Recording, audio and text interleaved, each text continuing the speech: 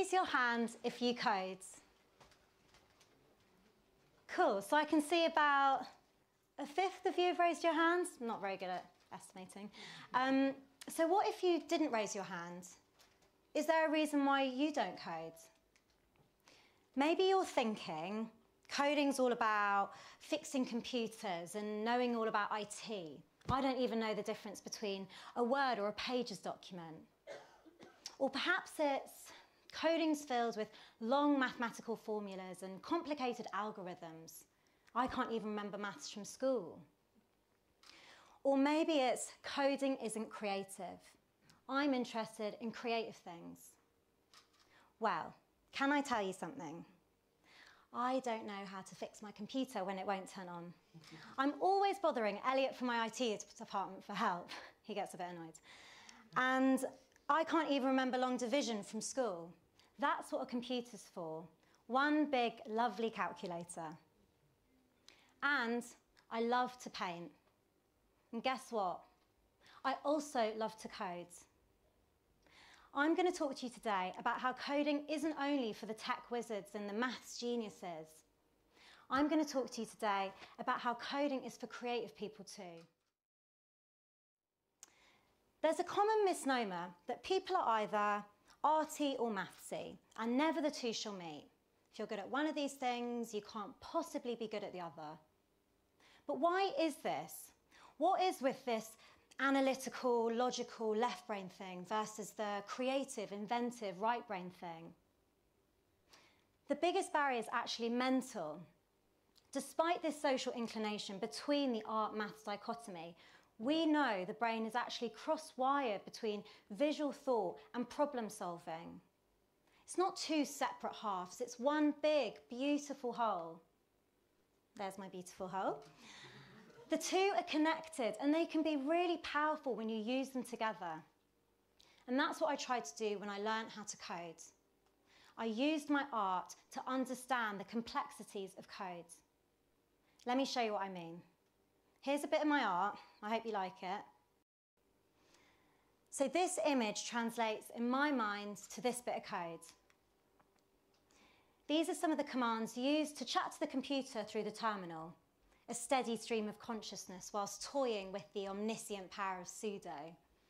Sudo is quite a scary command, and when used effectively can override everything and delete all your files.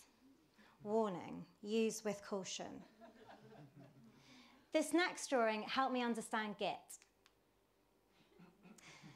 And this is what Git actually looks like. So Git is a system used by coders to help them collaborate and work together.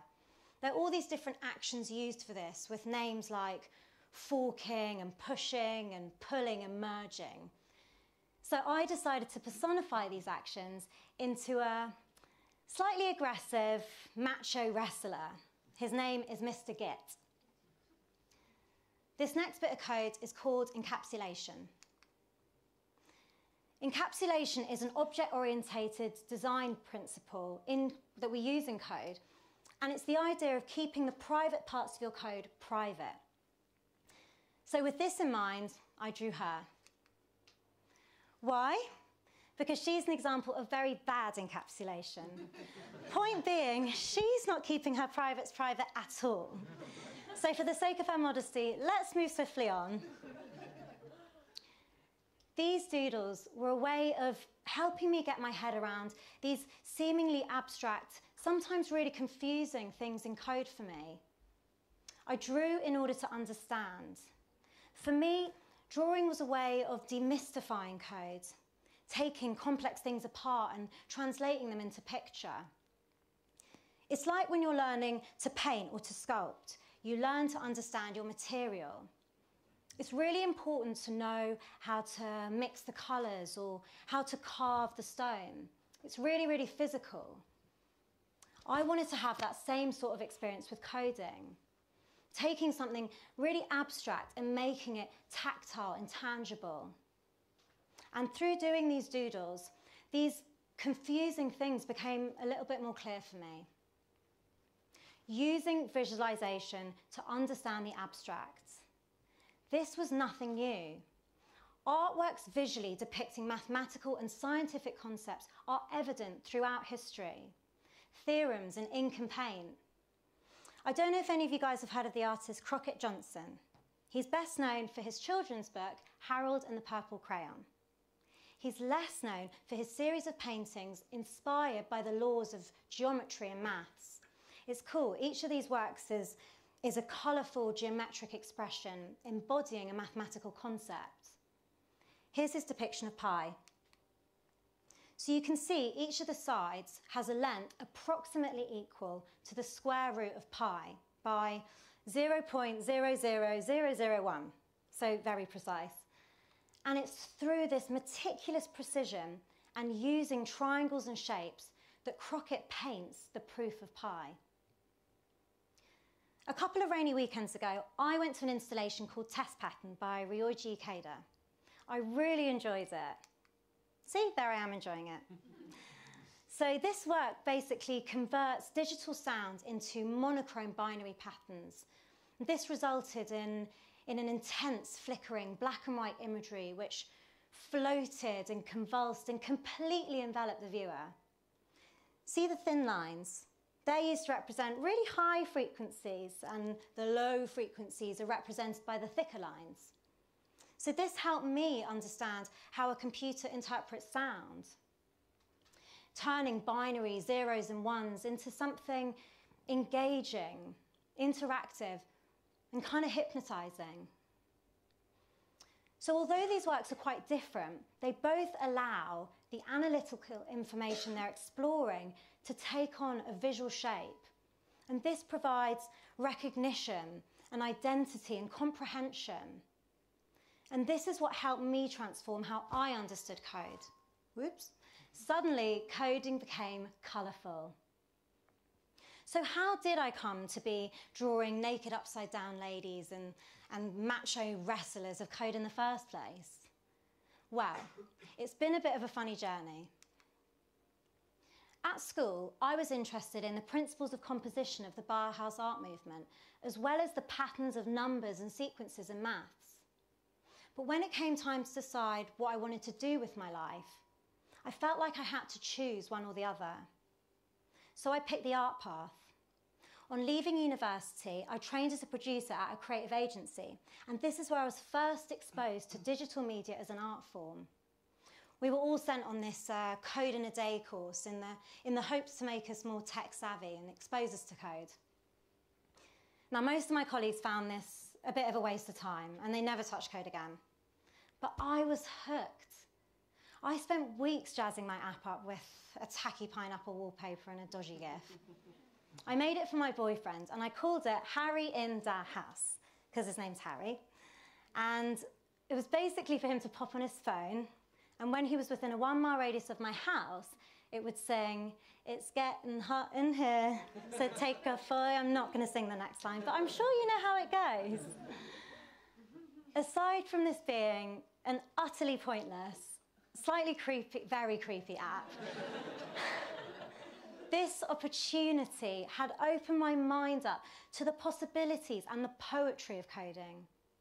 What I could create with it, turning numbers and logic into visuals and pineapples. I didn't have to choose anymore. I could do both with code. Now I'm a front-end web developer. I basically build anything you see and interact with on a website. So I get to use patterns and composition every day to create engaging user interfaces and interactive animations. Because this is what coding's all about, I think. Creating things.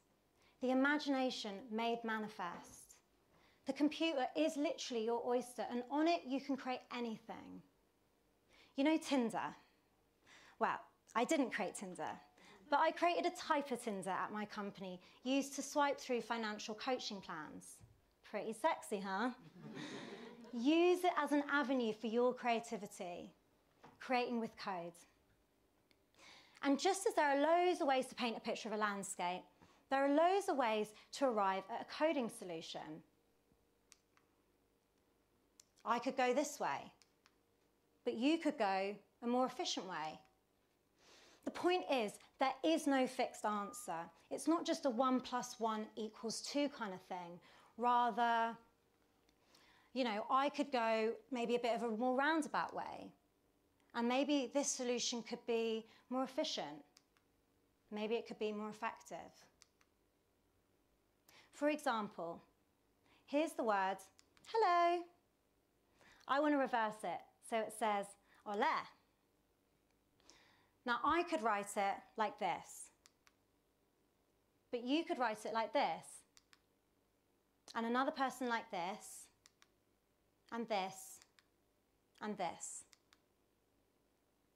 You see, regardless of the tool you use as a vehicle to translate whatever's up here, the process you go through is always the same.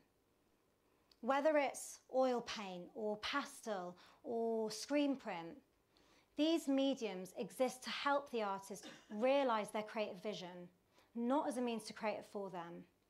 And like a blank canvas in front of an artist, you have a blank screen in front of you waiting to be filled with code.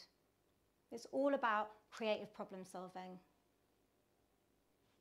So if you did raise your hand at the beginning, maybe I've shown you a slightly different angle to coding that you didn't see before, through my own personal perspective.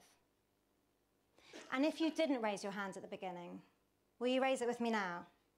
Come on, I want to see all those hands that weren't raised. Hello. I hope your idea of coding has become a little bit less scary, a little bit less exclusive, and a little bit more colourful. Because coding is creative, and creative people can code. Thank you.